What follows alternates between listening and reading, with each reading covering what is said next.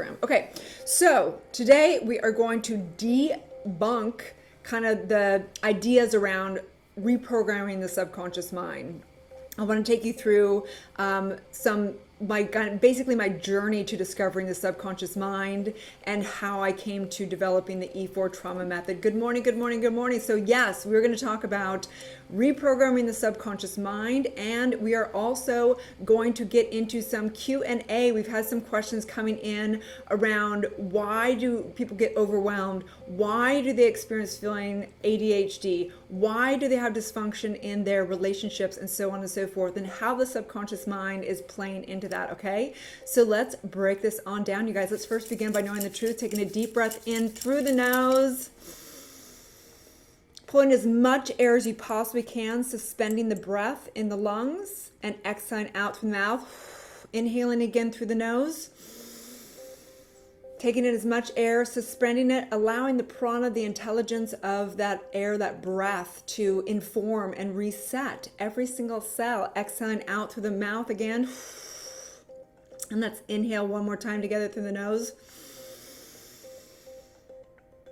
And coming into that divine presence, that aspect that has the intelligence of the entire universe, that aspect that has the ability to completely coordinate the entire DNA through epigenetics, that part of you that is able to connect with your higher self, one with the universe, one with all intelligence, one with the nature that you are, which is divine, which is pure consciousness. And so I recognize today, as we recognize that we know thyself, we know all of life. So it is our job, if we want to experience more and more of our divine power, we have to know more and more of ourselves and basically release. So it's not about reprogramming the subconscious mind. It's actually about deprogramming the subconscious mind. So we're going to do this thing, okay? So I know this in mind, in my heart, I simply know this, and I declare right now the power of this day, the power of the stream, the power of technology, the power of the one divine mind, and I claim it now. I claim it for every single person on the stream. I claim their divine right. It's saying it is done. I decide, and it is done.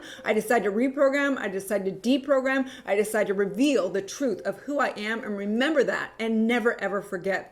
Recognizing that the only disease is amnesia. When we wake up to the eternal aspect and the divine power, it is all pure creativity. And I simply know this in my mind, my heart, as together we say, and so it is. Okay, good morning, you guys. Today we're going to go over reprogramming your subconscious mind, which is actually deprogramming your subconscious mind. And we're going to get into some Q&A about how the subconscious mind is playing into things like feeling overwhelmed, feeling upset, the ADHD of your life, all that stuff. We're going to talk about how it affects dysfunctional relationships, addiction, and so on and so forth. Okay, so let's break this on down. So just a little bit about me. If it's the first time this stream, I'm Dr. Erin. I'm a doctor of divinity. So I actually I developed my doctorate as doing the subconscious work. So I brought in science and spirituality and developed what is called, I know I'm missing my cards too, what is called the E4 trauma method, which is actually what I train and develop spiritual leaders and coaches in soul society. So today we're going to break on down what that is, the gist of it. Okay. So, today we're going to talk about the subconscious is programmed like a computer. So I want to first talk about my personal story of discovering subconscious mind. So as you guys know, I had a stillborn at 22. I began to go on this major spiritual track. And what happened was I began to start looking at everything. I began to read the books. I began to take the seminars. I began to work, as I had more money, I began to work with coaches and shamans and everything I could get my hands on. I was a true seeker of truth. So what I found in it was I was really confused. One, I began to have a lot of benefits through meditation, but when I came to the subconscious processes and got into Socrates' method, got into Greek oracle processes, got into basically the mental pictures that were in my mind, I began to not be overwhelmed anymore. I began to have clarity. I began to not have as much dysfunction. I began to have all these things. And so I began to question, what is really going on here? And so that's where we're going to break this on down into the computer analogy. But before I do that, I want to debunk, some of the other ways of reprogramming the subconscious mind. And I'm a true believer that all reprogramming of the subconscious mind is good. It's not like any of it's bad. But there's things like people do medicines, earth medicines, and it's fine. I'm not here to judge. I'm here to just give the full like spectrum of it. There can be benefits to that and not benefits. The benefits are it can give a really abrupt awakening of the subconscious mind in and doing, medicines like ayahuasca and all that. I'm not a believer in that, just because what I have seen with clients is people who do that, they'll pull out of their body, if you will. They have this enlightenment moment, these experiences, and then they slam back into the DNA and the programming of their body. So they still like get triggered and upset, and they're like, how can I have this total enlightenment moment and then still get triggered and upset with the subconscious mind? Well, we're going to break that on down. Secondly, I want to debunk the thing called visualization, because visualization is amazing, but majority of people who are visualizing are doing one of two things. They're either calling in what the rat race has told them, and they still don't believe it at a subconscious level, so they're basically delusional when they're doing visualization, or they're able to visualize through law of attraction and they manifest a bunch more material things, right? So that's cool, but it generally, there's a gap there. I mean, it's all good. All this is good. I'm not judging. It's just like there's pitfalls in all of it, if you will, okay? Third is habits. A lot of people say you reprogram the subconscious mind by doing new habits. Well, the truth is that diets don't work, as they say. So you can try and do things all day long, and you might have a teeny bit of like, where you are now and where you want to be. It might have a good linear kind of advancement. And yes, habits do work if you work them. The problem is most people will start habits and then they don't see them through. So diets don't work, as they say, right? Same with success. Very few people will actually they buy a book and only 1 out of 10 people actually end up reading the book, okay? So do habits work with reprogramming the subconscious mind? Absolutely, but a lot of pitfalls in that kind of genre, if you will, okay? Next is meditation, and I am a firm believer of meditation. I've been meditating for something like 23 years now or something like that, okay? Yes, I love that. Thank you. But this is the pitfall with meditation. It takes a long time, man. I mean, I took like years and years and years to start taking the veil off, right? So we want to recognize, is meditation? Absolutely. Habits work, visualization works, medicines of the plant medicines work. If I'm not an advocate of that, but of course they do whatever they do, right? Next thing, fifth thing to debunk is affirmations. Affirmations are great, but they're BS if you don't truly believe it. You can say you're prosperous, you can say all these things all day long, but if you don't truly believe it at a subconscious level, it ain't ever gonna do anything, right? If you don't truly feel it, okay? So that's where I began to look over this 25 years I've been on this spiritual track and becoming a spiritual practitioner, getting my 9 rights in shamanism, doing everything, becoming a doctor of divinity, becoming a New Thought minister. What I found is this, okay? This is what I'm going to teach you today, and this is what I teach in Soul Society. So anyone who's watching, whether you're in inner circle or a member or in leadership or an ambassador, you've heard me say this, but it's always good to hear it again and again, okay? But so yes, so let's break this on down. So if you're on Instagram, you're not going to see my entire presentation. If you want to go over to Facebook, you're welcome to, but you'll get the gist of it here, okay? So I want to just pull this on up here right now. Okay, so we're going to do the computer analogy, okay? So the computer analogy is this, is that your subconscious mind is programmed just like a computer, literally like a binary system, okay? And how we know this is, of course, my job as a doctor of divinity, that I basically want to pull in science and science of mind, the metaphysics of spirituality, knowing that spirituality is a reality, that everything comes from spirit. So how does spirit create? Spirit creates from a positive and negative. It's a positive or a negative, and we create exponentially with all kinds of mathematical equations of the elements of the universe. That's how we create. So the computer analogy of the subconscious mind is like this. Just like your computer has glitches in it, right? Sometimes you get that spinning ball. Sometimes the cache is too full, it gets slow. Sometimes you have too many tabs open on your computer or down below, and it makes it a lot slower. You can get a virus on your computer, so on and so forth, right? So just like that, same thing happens when a client comes to me. They have glitches. They're not being able to make decisions. They get overwhelmed. They're having dysfunction. Their health is not good. They are not being able to have, a prosperous consciousness. They're complaining instead of creating what they want, and so on and so forth, okay? So it's just like a computer. So what do you do with a computer? You clear it out. You clean it up. You clear out the cache, you reboot it, you close down all those tabs, okay? So in here, I want to just, if you're over on Facebook, you'll actually see all this. Okay, so the first one is the hardware. The hardware of the computer is like if you touch your phone right now, or if you touch your computer, that's the actual hardware. You can touch it, right? This is the hardware of us. Our genetic, our DNA, our bones, our actual physical aspect is that's the hardware of who we are, okay? So we have to understand that we only have what we have, right? You have whatever DNA you have. You can't change your actual DNA. However, you can change your software.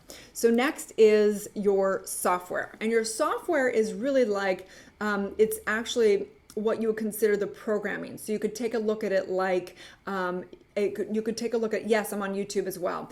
You can take a look at it like epigenetics. Your software is your programming. You've been programmed through the epigenetics of all your lineage, okay? So they're proving this now in epigenetics, that the memory, why can you beat your heart without thinking about it? Why does your body do mathematical equations to keep the pH balance exactly right? Why is it that we get programming through the movies that we see and the mirroring cells that we see in our parents up until like age 7, okay? This is the programming. So this is the software of your body, okay, of your life, okay? So like a computer, you can put a new software, right? You can sometimes go, this software sucks, let's get an update, right? You turn your phone, it's like a new update, a new update, a new update. Well, guess what? We're constantly getting updates as well, right? So basically the software, so you've got the hardware of your body, the software is the programming, the hardware of your computer is like what you touch, the software is what's the programs that are running in, okay? Next is what we call the memory, and the memory is, if you take a look at it from memory, yes, it's the same as like epigenetics, but we want to make a distinction here. And what it is it's mental pictures. The memory of us is mental pictures. The memory of in your computer is like the documents that have been created, okay? So you can have all these documents, all the creative things, but if you're totally disorganized, your computer, you ain't gonna be able to find any of your documents you've created, right? So same with yourself. If you have all these mental pictures from this lifetime, from past lifetimes, from whatever, and it's like it's all the coding that you've created with that programming, and you've got all these pictures. Well, they can be really, really scrambled all over the place. You don't even find them. It won't work. Okay, you've done all this work, but you don't necessarily actually work it, right? So it's kind of what we call it the Akashic records from a spiritual perspective. But the reality is that your memory lives in every DNA. It's mental pictures that are playing out that tells. It's like a stamp. Okay, so it tells us everything on our past, our track, if you call it. Okay. So again, you have the hardware of your body, you have the software, the programming of your life, of yourself, and then you have the memory. And the memory is all the mental pictures of what happened yesterday, the mental picture of what happened in that traumatic incident when you were 9 years old, the mental picture that actually happened that you don't even realize, it's so in your subconscious mind, that happened of the trauma that happened to your mother and your grandmother and your great-grandmother and so on and so forth. It is the mental pictures. And so next is what we call is the which is called the operator. Okay, so the operator is this. You can have the greatest computer, you can have the greatest software, you can have great memory, but guess what? You can't do anything without the operator. You're the operator. You're not your body. You're not your programming. You're not your past. You're not your beliefs. You are the operator. You get in this lifetime, you actually get it out of it like you're in a car. You're driving your car and you forgot you're not your car. You're not your body. You're not this thing called this body, this identity, okay? You were the operator. You're operating through this, okay? So one of the reasons why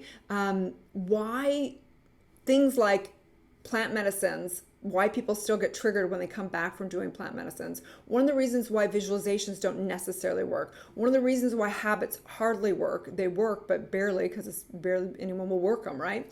How meditation, why it takes so long, is because we have to actually deal with the epigenetics. We need to deal with the epigenetics. And how do we deal with the epigenetics? We deal with the epigenetics actually by dealing with those mental pictures. So therefore, how we came to this is how I began to realize that it's what is considered the E4 trauma method. So the E4 trauma method is something that I developed over years and years of studying different Greek oracle processes, different aspects of how do we reprogram the subconscious mind. So the E4 trauma method is a four E's, right?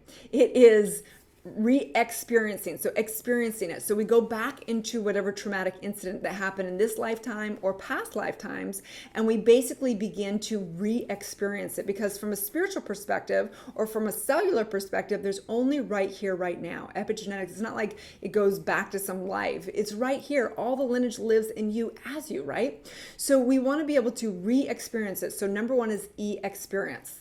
Number two is evaluation, which means no evaluation, no backstory, and no meaning put around it, because how you're basically creating your traumas right here, right now.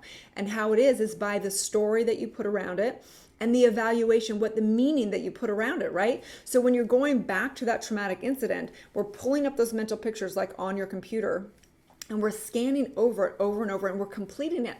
And we want to complete it just like a traumatic incident. We want to go over it, over and over it. And third E is emotion. You want to fully feel the emotion, and you don't want to resist the emotion, because in physics we say what you resist persists. So if you go back to that emotional incident and you release the charge on it, the emotions on it, you begin to neutralize that memory, neutralize that emotional charge, neutralize that mental image, because that mental image is playing out like puppet strings in your life right here and right now, right?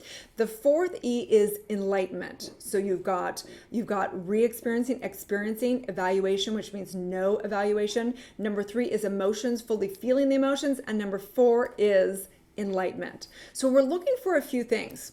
What did you decide in that emotional trauma? What did you decide about yourself, about others, or about life? That is the limited belief. That is the limited identity that's been impinged through the charge placed on the mental picture, okay? So we want to be able to release those commands that have been put into your subconscious mind. We want to be able to release those, neutralize those, and have them come up from the subconscious mind and recognize that it's not just some delusional thing, that these traumas, these commands, these limited beliefs have been playing out in your subconscious mind. Because it's like this. You are like the lieutenant in charge. Your true consciousness, true creation is creative. The subconscious mind is like little soldiers down there, and it is just waiting for that command. And when you say, I'm not enough, love hurts, I will never be wealthy, money's the root of all evil, whatever that is, that command in that high state of emotional charge commands the subconscious mind, because the subconscious mind is programmed truly out of all those things. It is programmed through vibration and frequency.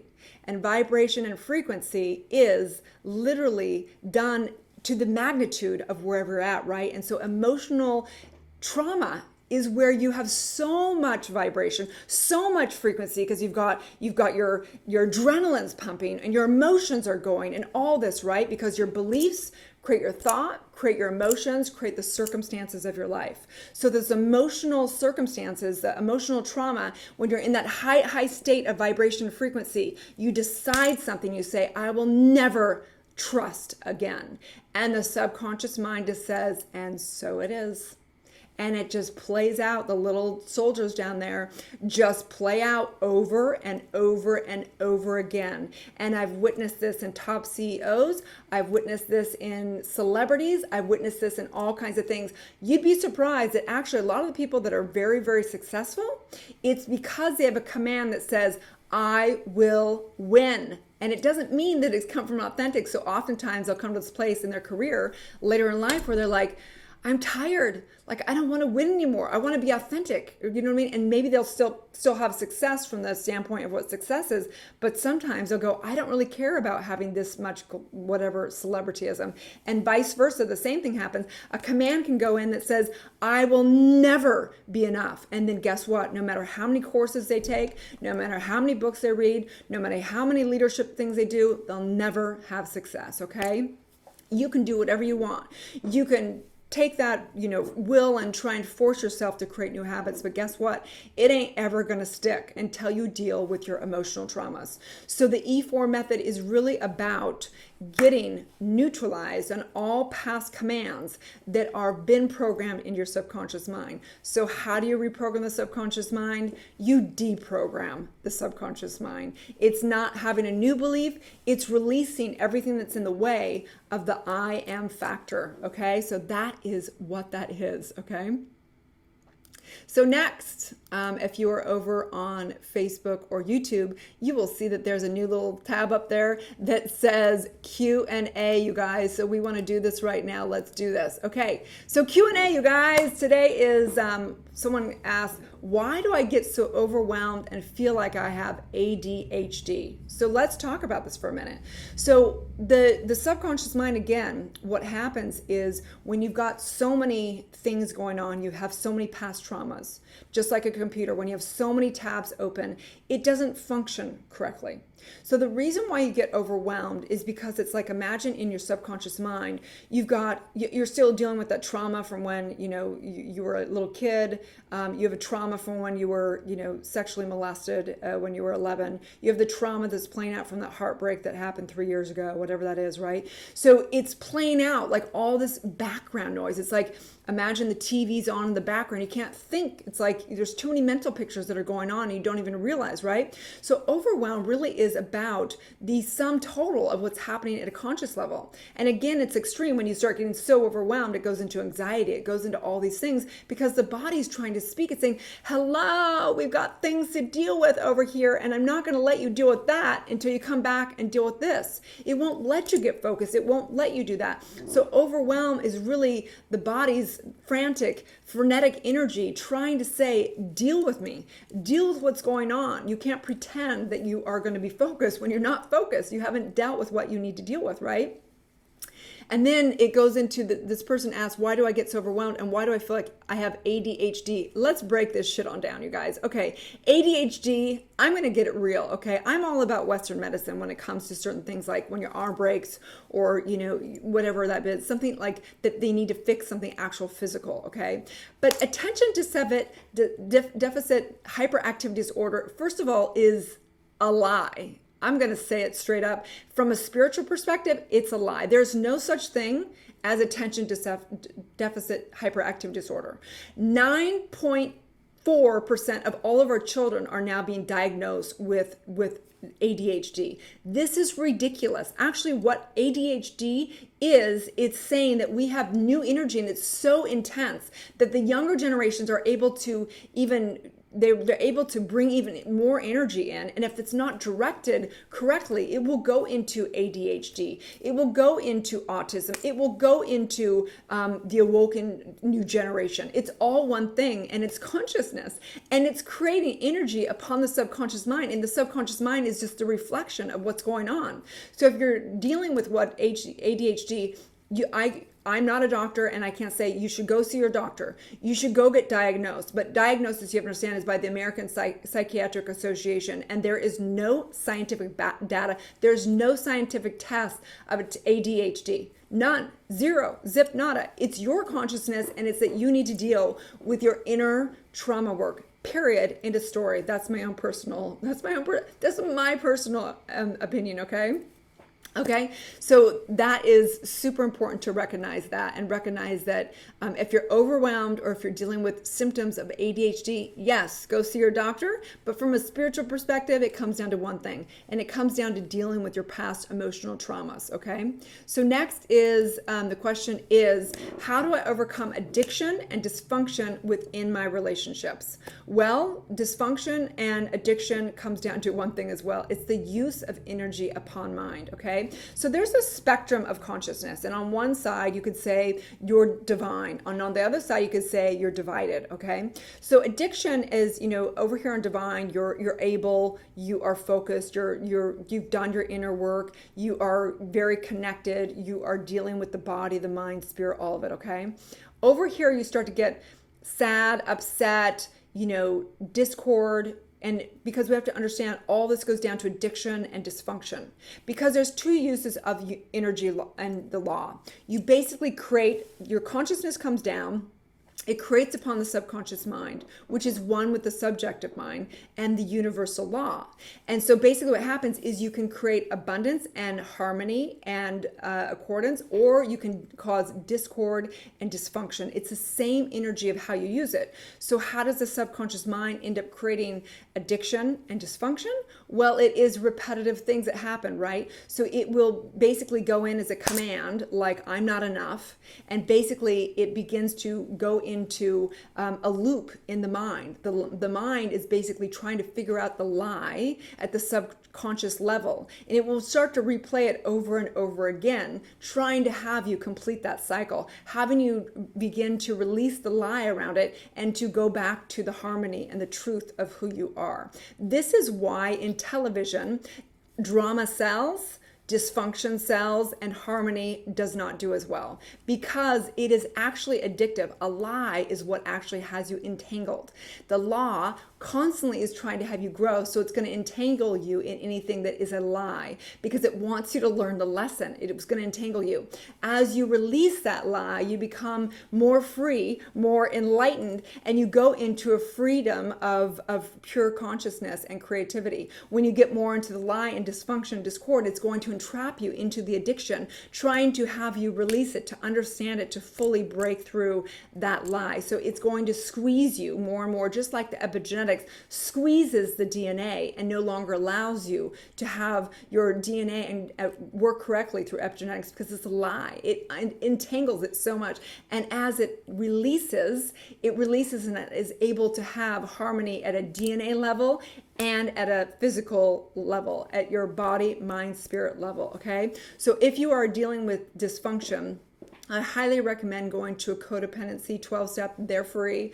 I dealt with codependency years ago. You need to break your cycle, and then you also need to do your emotional traumatic work of this lifetime and past lifetime, so that you can literally set yourself free from that discord, okay? And then addiction and dysfunction, it's all one thing. It doesn't matter if you're addicted to heroin or if you're addicted to a relationship. There's no difference from a subconscious perspective. It's just that there's chemical, side effects as well from the addiction that comes from drugs, but there's just as many drugs that get released from relationship addiction. In fact, they found that cocaine and love addiction has the exact same effects on the brain. So I highly, highly, highly recommend getting help, because love addiction kills, you guys. It probably kills more than the heroin addiction, okay? Love addiction is real, and it really harms people's lives. Yes, yes, yes. Fruit and nut addiction, that's right.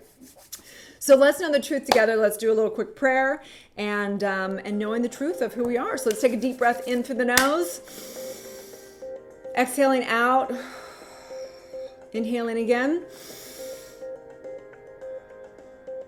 And exhaling out. I recognize the power that be, the power of your mind that can heal and reprogram and deprogram the subconscious mind, releasing you into pure health, into great health, into extraordinary wealth, into extraordinary vitality. I recognize it all begins in mind, that the mind is the backing of all energy, and the mind is everything that creates upon this thing called life, in especially your subconscious. I recognize as your subconscious is outpicturing, is the ultimate mirror through this law of correlation. And as we get into this universal law today of the law of correlation, I recognize right here that life is the ultimate mirror of your consciousness. I recognize that this is the reoccurrence and concurrence of you expressing through the creative factor, through the subjective factor, into the one mind, the divine mind. Everything, everyone is the outpicturing of your expression of the one. You are it. You are the one you've been waiting for. You are the thing that transforms creates everything new right here. And that's why we call it New Thought, because every moment is the opportunity to have a new thought. No matter where we are, no matter what the circumstances, we always have the choice to come up with a new thought, a new innovation, and a new life. And so I simply know this in my mind, my heart. I say yes to today. I say yes to you. I say yes to life. I say yes to reprogramming and deprogramming the subconscious mind, which is really birthing the I am and the divine. I say yes to you. I say yes to me. I simply know this together. We say, and so it is. Okay, you guys, have a beautiful day. Oh yes, so many great people. Hi Mike. Hi guys, how are you doing? Okay, so listen, if you're not already on these calls, I do these 9 a.m. PST, noon Eastern Standard Time, and 5 p.m. UK time, Monday through Friday for a half an hour. We're going over universal law. I bring in spirituality, science, new thought, metaphysics, universal law, and of course, I train and teach and develop spiritual coaches, and we're actually going to begin to license spiritual practitioners, ministers, and I'm putting together a doctorate program that is all based on the E4 trauma method and taking epigenetics, biology, all the above together. So I'm so honored to do this work. Yes, yes, yes. And you guys, also, we have the leadership program, only I think tomorrow till Friday, that is 80% off. It's $997 versus $5,000. I take you through all the leadership, all the subconscious work. You're going to get that program should be like $15,000. Kid you not. So get on there, do it now. I love you guys. Have a beautiful day, and may you live the truth. Okay. All right. Let's do this thing. We're all done. Yay.